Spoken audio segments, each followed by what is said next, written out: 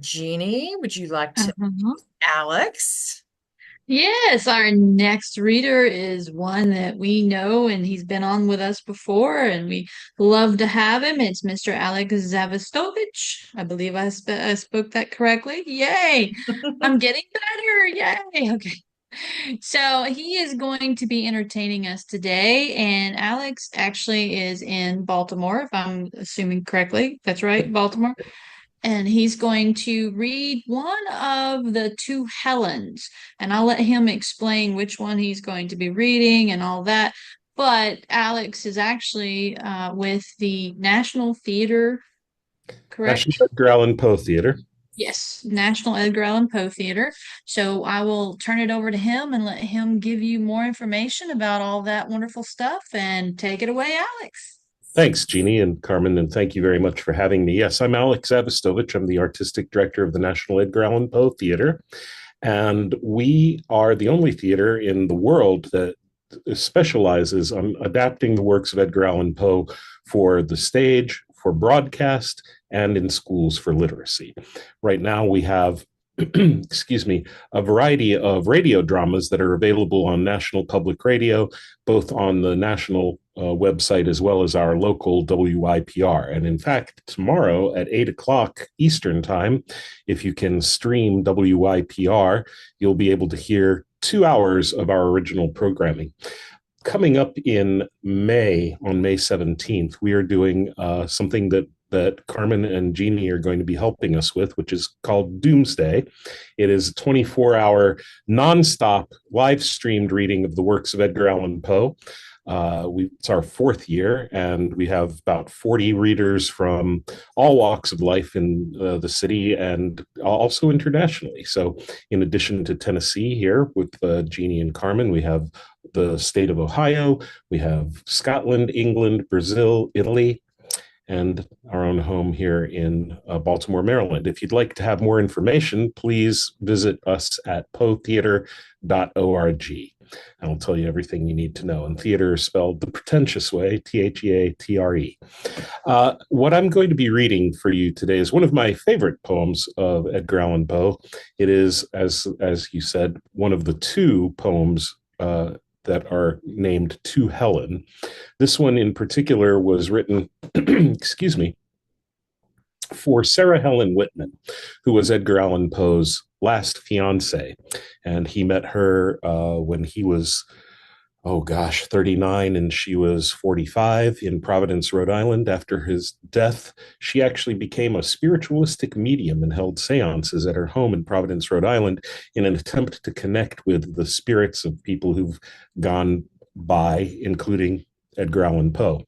This poem was written for her as a love poem, and it has a couple of different framing devices. It opens kind of focusing on roses and then sort of turns his attention to her eyes.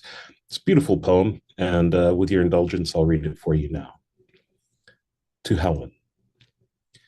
I saw thee once only, years ago. I must not say how many, but not many. It was a July midnight, and from out a full-orbed moon that like thine own soul soaring sought a precipitate pathway up through heaven, there fell a silvery silken veil of light, with quietude and sultriness and slumber, upon the upturned faces of 1,000 roses that grew in an enchanted garden where no wind dared to stir unless on tiptoe. Fell on the upturned faces of these roses that gave out in return for the love light their odorous souls in an ecstatic death, fell on the upturned faces of these roses that smiled and died in this parterre, enchanted by thee and by the poetry of thy presence. Clad all in white upon a violet blank, I saw thee half reclining while the moon fell on the upturned faces of the roses and on thine own upturned, alas, in sorrow.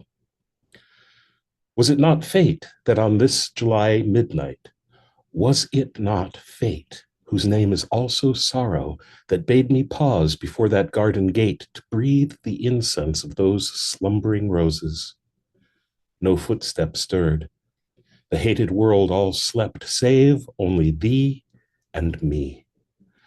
O heaven, O God, how my heart beats in coupling those two words, save only thee and me. I paused, I looked, and in an instant all things disappeared. Ah, bear in mind, this garden was enchanted. The pearly luster of the moon went out, the mossy banks and the meandering paths, the happy flowers and the repining trees were seen no more. The very roses' odors died in the arms of the adorning airs. All, all expired save thee, save less than thou, save only the divine light in thine eyes, save but the soul in thine uplifting eyes. I saw them, they were the world to me. I saw but them, saw only them for hours, saw only them until the moon went down. What wild heart histories seemed to be enwritten upon those crystalline celestial spheres. How dark a woe, yet how sublime a hope. How silently serene a sea of pride. How daring an ambition, yet how deep love. How fathomless a capacity for love. But now, at length, dear Dian sank from sight into a western couch of thundercloud, and thou, a ghost amid the entombing trees, didst glide away. Only thine eyes remained. They would not go. They never yet have gone, lighting my lonely pathway home. That night they have not left me as my hopes have since. They follow me. They lead me through the years.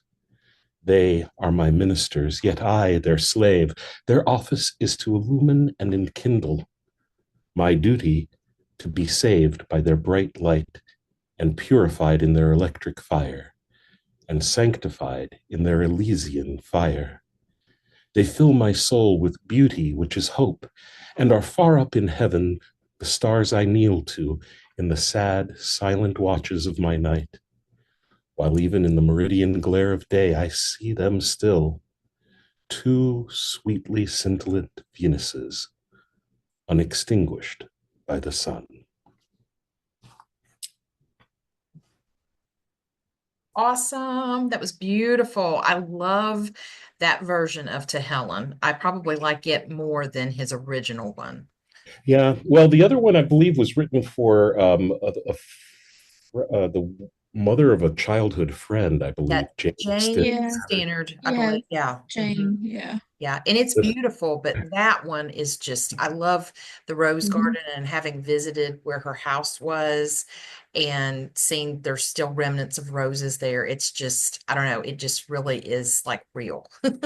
Yeah, it is one of my favorites. I mean, Yeah. he pulled out all the stops. It was a love poem, so he wasn't going to half-ass it. No, So, absolutely not. but I Because thank he you very loved much. his loves. He Yes. did. Thank you, Alex. Yeah, Thank Alex, you so thank much. you and can't wait for Doomsday. So thank you Looking so forward Yes. much. to it. I'm going to be sending you folks an email for planning purposes soon. Okay, Okay. perfect. Awesome. Yes. Sounds great. We Talk to look you Thank forward you. to it. All All right. righty. Bye, Bye. Bye. everybody.